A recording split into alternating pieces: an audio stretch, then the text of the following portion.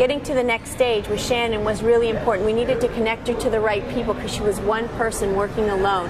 And what we ultimately did was connected her to Hatch, which is a new concept created to also help entrepreneurs. So she's going to get a lot of support from them. So she did her stint with the lab, and she's moving on to the next phase. And we want to make sure that she doesn't lose support and she stays, she keeps her momentum. We're talking about Nesby Jr., Yep. National Society of Black Engineers. Right. They came to the Civic Innovation Lab for funding. Right. How did that all start? Where did Liza Lynn McKnight, where did she come from? Liza Lynn found out about Nesby Jr. and she really just went for it and came right to us and said she had an idea for a great program, something that she actually experienced when she was young, went through this type of program, and it really convinced her to go into engineering. She's now an aerospace engineer at NASA, and we just love her. She's so fantastic. So she actually went through the program. It's a national program, and No, she decided... she went through something similar. Something similar. Mm-hmm. And she said, we need to start a chapter Right. like this in Right. Cleveland. Right. So what did the lab offer a startup project like this? Well, two mentors chose to work with her, and they were really serious about creating a business model around it.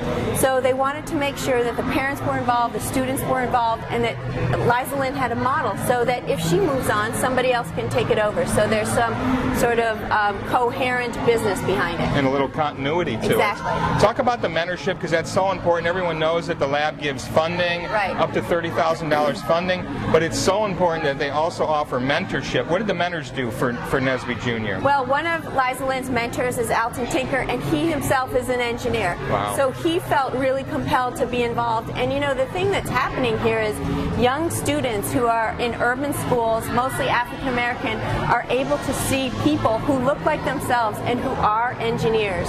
And so they get the coursework and the motivation to go and follow this kind of track, this kind of career path. And it's really, really motivating for them. And from your perspective at the Civic Innovation Lab, how has Nesby Jr. done as an organization now that they're up and running? They've done everything that we've expected them to do. The thing that we love about Liza Lynn is that she never quits. You know, she may find a hurdle like she can't get space. She just keeps looking.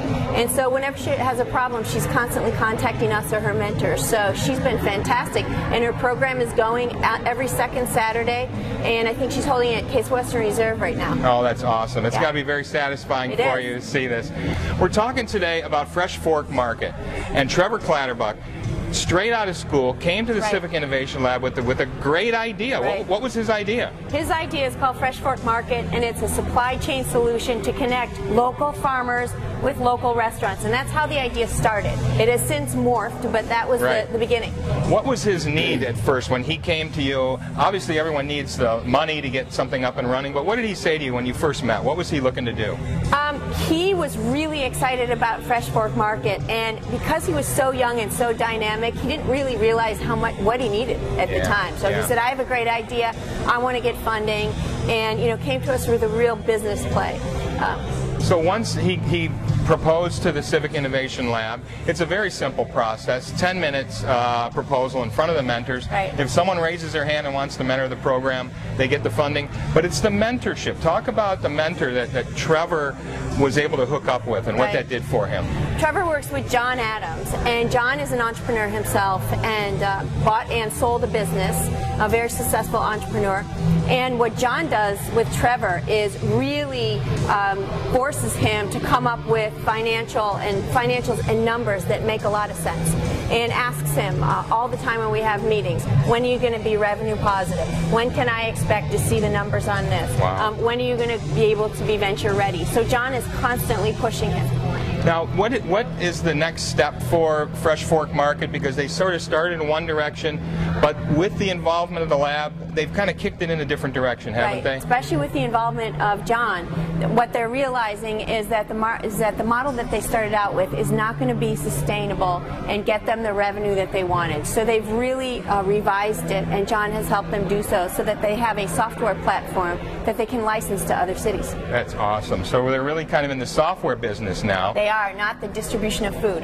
What kind of things are the Civic Innovation Lab learning by working with groups like this? I mean, you've got such a diverse range now of projects. Yeah. What are we learning about entrepreneurship in this community? Well, what we learned from working with Trevor and Fresh Fork Market is that we were able to retain Trevor and his team here in Northeast Ohio when they could have moved anywhere. Trevor is from West Virginia. He was at Case. He didn't have to stay. But when he realized the amount of resources there are in Northeast Ohio for entrepreneurs, including the Civic Innovation Lab, he had no choice but to stay. It's nice that there's a continuum now in Cleveland that there really didn't used to be, where people didn't know where to go. Now, and I'm sure it's changed for you. Talk about this from the beginning days of the lab when not a lot of people knew about it, to now the word of mouth and the buzz. You're getting people lined up at your door looking for that that funding and the mentorship, but you also have other places to sort of point them to. Right.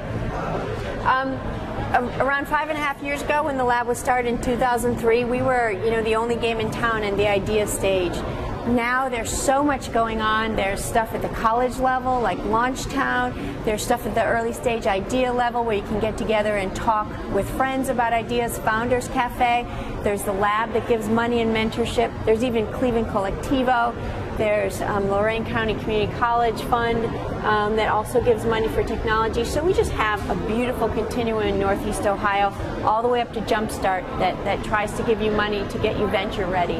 Right. So there should be no complaints about innovation and entrepreneurship in Northeast Ohio. So they don't not only get the connections from their mentors, they're also getting it from the staff at the Civic Innovation Lab as well. Absolutely. We're in contact with almost everyone along the entrepreneurship continuum, and we make sure that anything that we funded gets exposure to the other organizations that support entrepreneurs. That's awesome. Hey, Jennifer, thanks so much for taking time to talk with us. Okay, my Thank you. pleasure. Hey, it's Thomas Mulready from CoolCleveland.com. Have a great week in Cool Cleveland.